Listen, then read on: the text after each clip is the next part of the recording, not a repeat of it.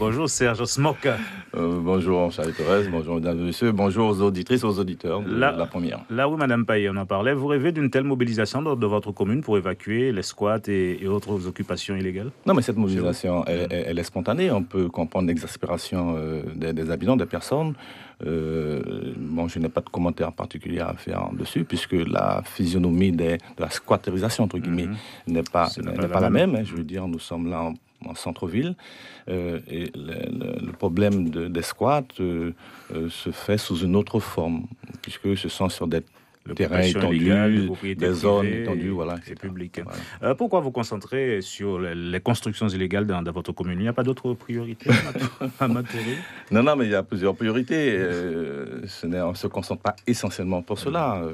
Je veux dire, ce n'est pas le rôle d'une municipalité de se concentrer uniquement sur ce type d'action-là. J'aurais bien aimé ne pas avoir à le faire. Vous semblez en faire une affaire personnelle, néanmoins.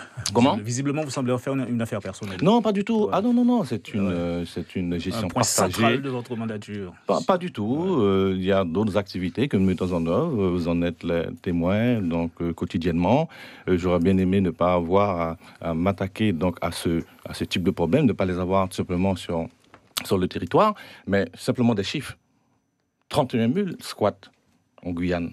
C'est une étude de l'ODEG, qui est un organisme tout à fait donc autorisé. 5400, plus de 5400 donc sur le territoire de Matoury, donc recensés en 2011. Donc je veux dire que c'est une réalité à laquelle, bien entendu, il faut s'attacher, il faut combattre. Le combat néanmoins semble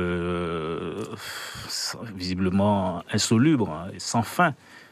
Écoutez, ça s'apparente à une véritable mission impossible. Non, on peut pas dire. Il ne faut pas dire que c'est impossible, sinon on baisserait les bras, il n'y aurait plus de solution. Je crois que nous avons été élus justement pour éradiquer aussi ce genre de problème, en tout cas pour aménager notre territoire, parce que l'objectif, ce n'est pas tant de lutter pour lutter contre les squats, mais c'est justement d'aménager et d'anticiper sur la problématique d'aménagement de nos espaces. Mais ça aussi, pour nous, en tout cas pour moi personnellement, c'est de lutter contre l'insécurité, contre la problématique d'insalubrité dans les secteurs, notamment dans les zones où véritablement il y a un habitat indigne et insalubre.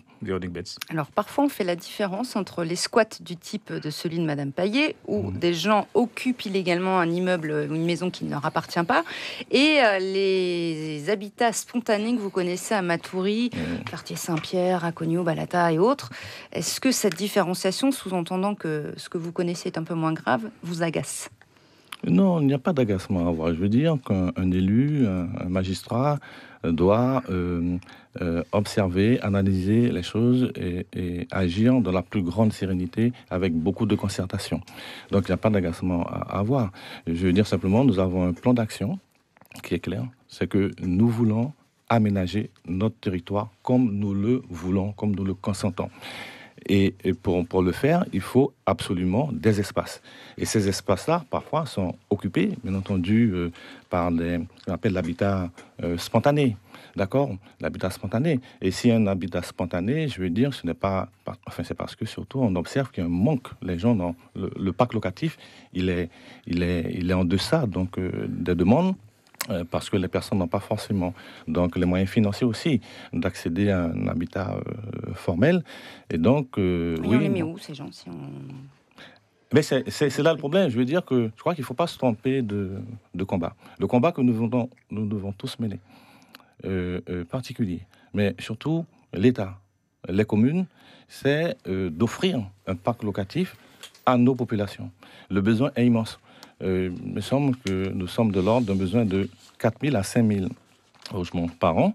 Et si nous voulons combler donc ce déficit en logement, il faudra attendre 10 ans.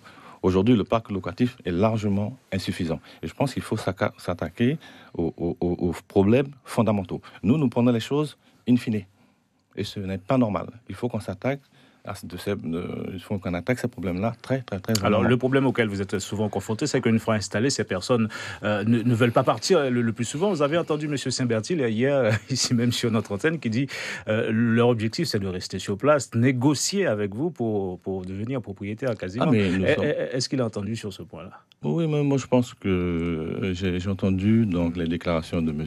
Saint-Bertil. Je pense que les propos ont peut-être un peu dépassé donc, ces pensées. Nous travaillons, et comme mes prédécesseurs, nous travaillons avec le tissu associatif qui est donc indispensable. Parce que ce sont des personnes qui connaissent la physionomie du terrain, qui connaissent les gens qui sont installés.